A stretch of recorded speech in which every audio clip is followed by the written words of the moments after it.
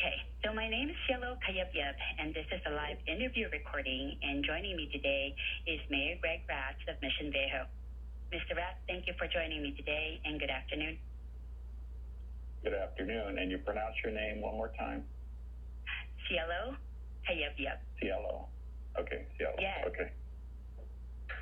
So there are some questions I would like to ask you today, and they're geared towards an understanding of your leadership style and philosophy. So I appreciate the knowledge you can impart today. Okay. So let's start with what are your most deeply held value, and where did they come from specifically in your childhood? I would say integrity is one, dependability, loyalty, and consistency. And they came from my mother mostly. She's a strong Catholic woman. We have 8 kids in our family, so she had to be very authoritarian.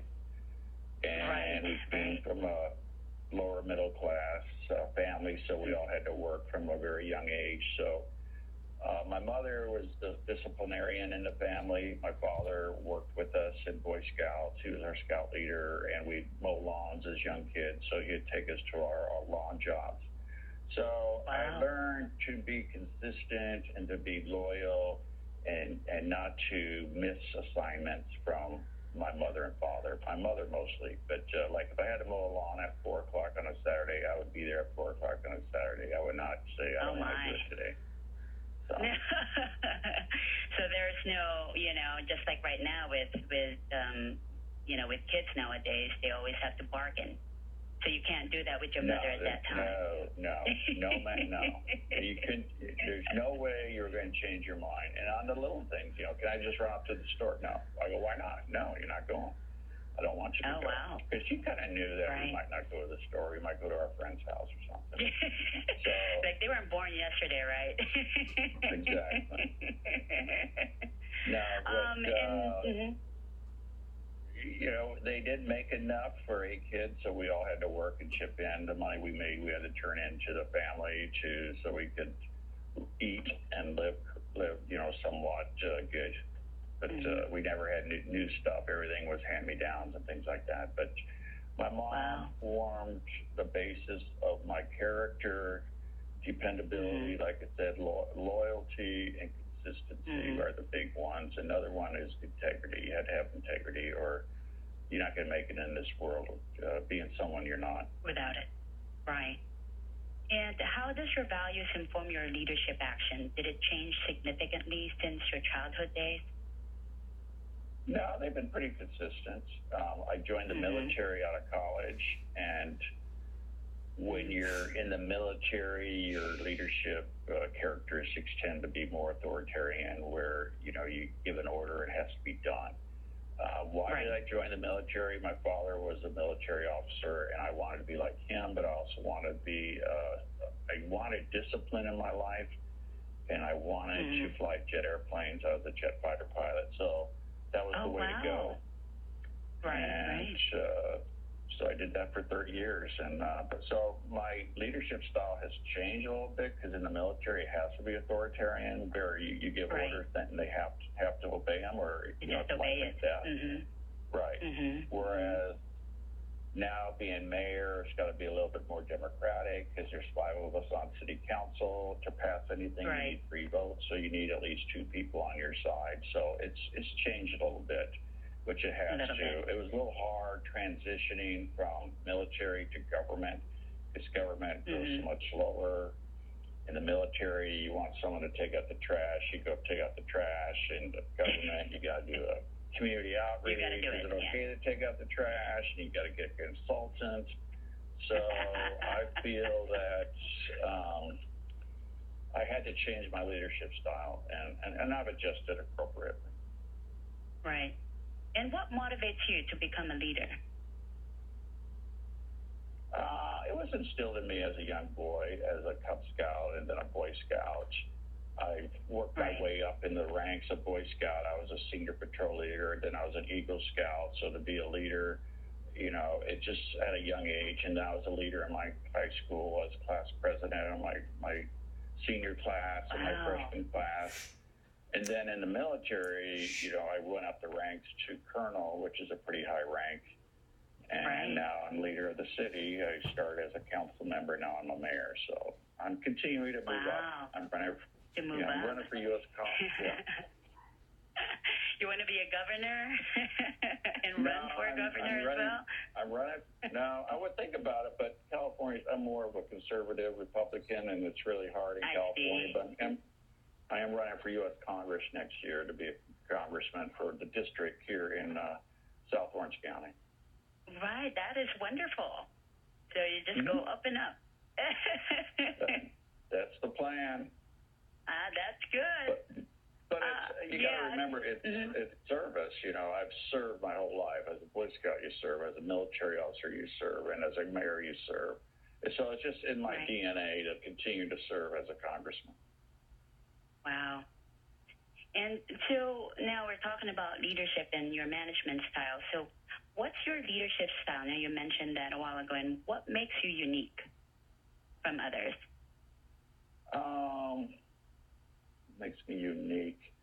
I would say I try to get to know those I lead very, very well. Not just what they do at work, but what they do at home and their lifestyle. Are they single mothers? Are they got issues at home? So once I kind of learn what my subordinates are, that's easier to display a leadership style for each person specifically. So I try to treat them as I want to be treated. I listen to their ideas. I'll tell them it's not a good idea or it's a good idea. So I try to form a consensus, and then I make a decision. Where before in the military, you just made a decision. Now it's more consensus building. Right. So more in the democratic kind of style, like you asked. Yeah, it's more. It's more democratic. Yeah, I would say. And in this type of management style. No, what I was going to say is it's more of a democratic, but it's also you can't have favorites. If you start favoring one employee over the other, they pick up on it, and that doesn't work. So you got to be open to all their ideas and kind of not to pick favorites, because if you start being more of a parental type leader, like a parent, you got to love all your kids the same way. And so I'm kind of more of a parental type leader now, whereas I treat all my employees the same and listen to their ideas. Right. Well, was there a time that you had to manage a difficult person that didn't agree with you in your value or your ideals? Yes, I would listen to them, and I'd come up with ideas, and I would not just say no, no, no. And then I would try to turn back to them saying, okay, this is your idea. This is why it won't work. So I try to explain it to them.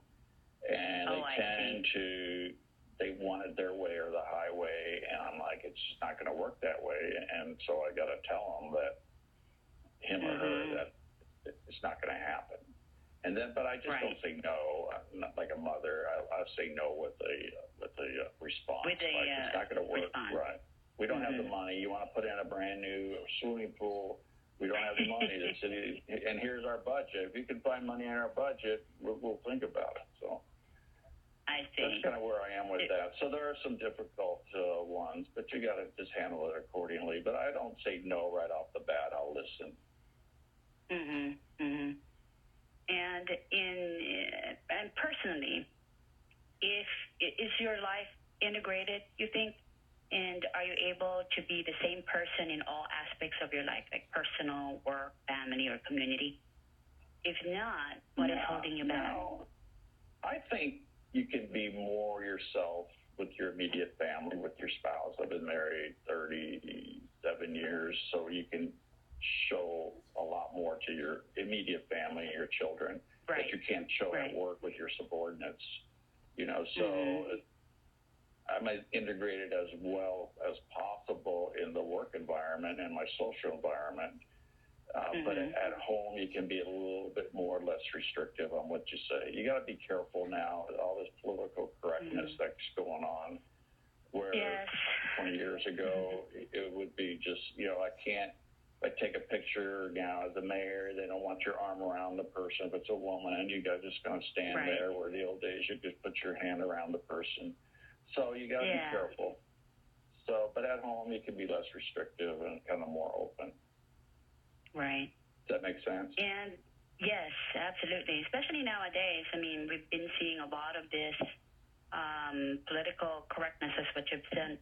It was like Joe Biden's, story, and Right. it's just one of those. Right. And it didn't used to be an issue, but now because they're running, all of these issues came about. So it's not fair, in a sense, but here we are.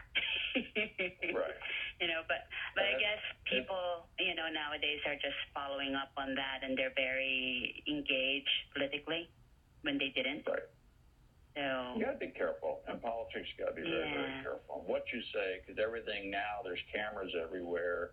Everything's being picked up on some type of audio or video, and what you may just think is a harmless joke can hurt somebody, and it gets out on the internet, and it goes.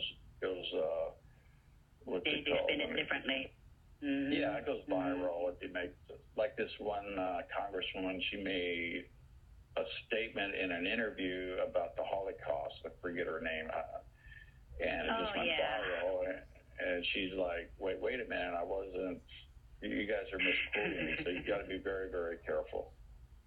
Right, especially with political figures such as yourself. It's something. I mean, it's not fair, but I guess it's a part of, of the job, in a sense. Right. We got to go to sexual harassment training every year. We go to we got to learn what we can and can't say. It's mandatory that the state makes us go through certain. We can't say that we're bringing something up at a council meeting. You only can talk to one other person until you get to a public forum about it, because you don't want to get two other people on council to agree with you, and then you go already with an answer of three people to vote for it. So you only can talk to one person.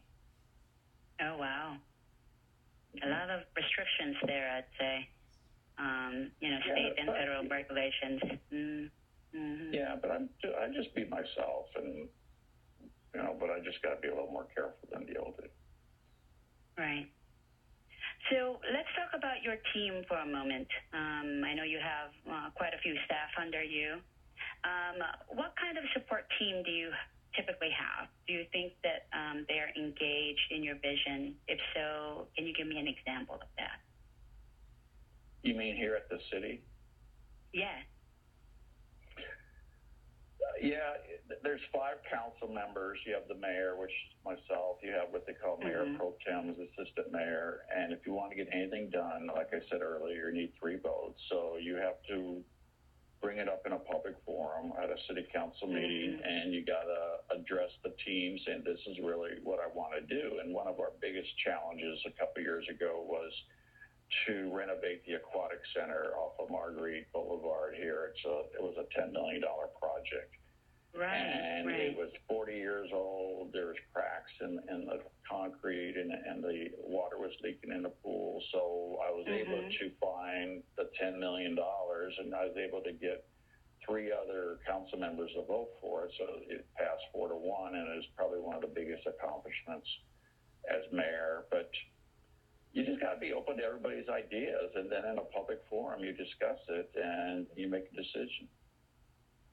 Wow. Yeah, it's beautiful over there, because we go to, what is that? Aquatic Center. There's another one that's right next to it, which is, YMCA. The Y, yeah. Yeah, that's run by the Y. They run their own, so it's not us. Right. They own it, but they got to take care of that one.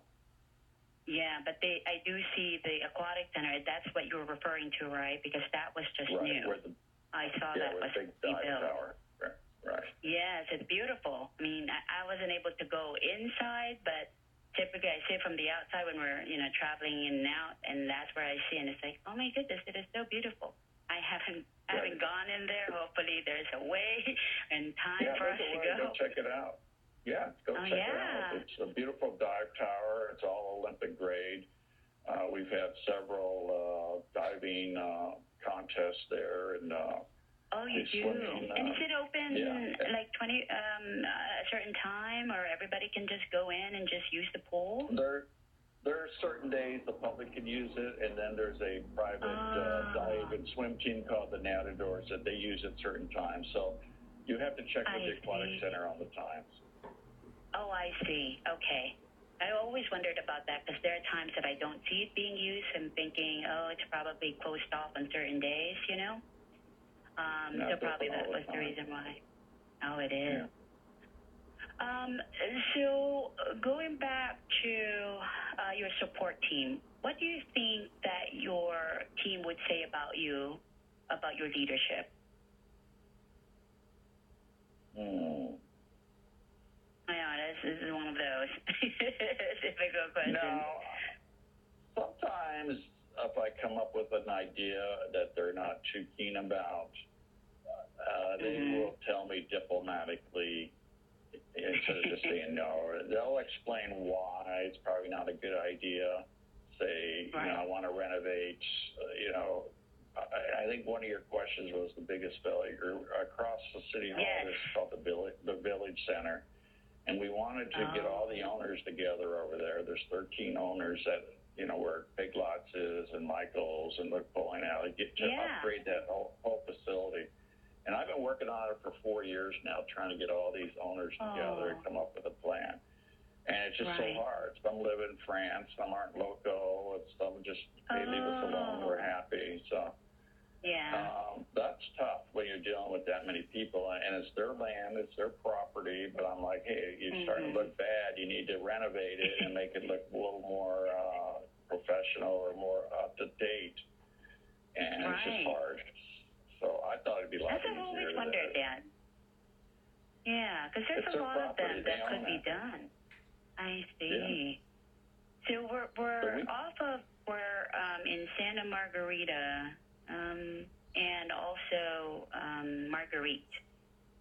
So we're in the cusp of it. And unfortunately, where we are, there's only a few places, and I think they should be putting some renovation. There's still like the one where Walgreens were at, and then nobody actually, it's a vacant lot for a while, and I think nobody had, gone in there yet. But it would have been nice if there's more, but I understand that what you're saying is, different owners, they have different needs, and maybe that's one of the things that they don't want to change. That's a sad part. Some don't have the money. Don't have the money to renovate it. Others are like, hey, we got people in there, we got to rent it. We're happy, and we're like pushing them to make it look nicer. And if it was a single owner that owned that whole complex, it'd be a lot easier just to work with one person. But there's 13 parcels of land, and you got to work with 13 owners, and it's just it's almost impossible. But it's not. Yeah. But I still think it's doable. We're still working on some plans. I see. So that's something that you're kind of still working your way. Yes. To fixing that issue. And as far as your advice to future leaders, what do you want to see more of today? I would say you have to be willing more to compromise. You just can't be your way or the highway. It has to be, get everyone together, listen to all their viewpoints, and come up with ideas back and forth. So I would say be willing to compromise, be open to new ideas, listen, and then lead.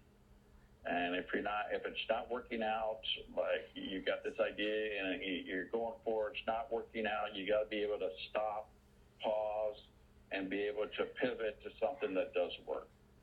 So many people, it's this way, they just keep going and going and going, it doesn't work. So you got to be able, what I would tell leaders, if it's not working, stop, discuss it, and then pivot to something that might work.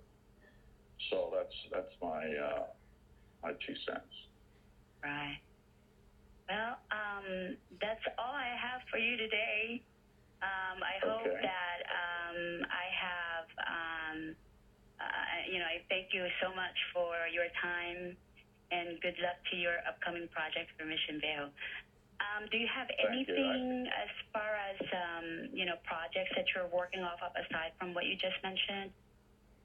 Yeah, we have two other recreation centers. It's called Montanoso and Sierra. This year we're going to renovate the Montanoso. That's about $1 million project. And then next year we want to renovate Sierra, and that's another $1 million. And so those are the big ones. But I just want to go out saying, as a leader, you got to be positive. As a mayor, I enjoy going to businesses and talking to them and introducing myself because I want to be their voice. And there's a lot of people, there's 100,000 people in Mission Viejo. I want to be their voice and follow through with their requests. So if someone comes to me with a problem, or, I always want to follow through, because if you don't, and then you start getting a reputation of, he never follows through. So I like to remain positive and be a voice for those that don't have a voice. Thank you so much. Okay. Bye. All righty. If you need me,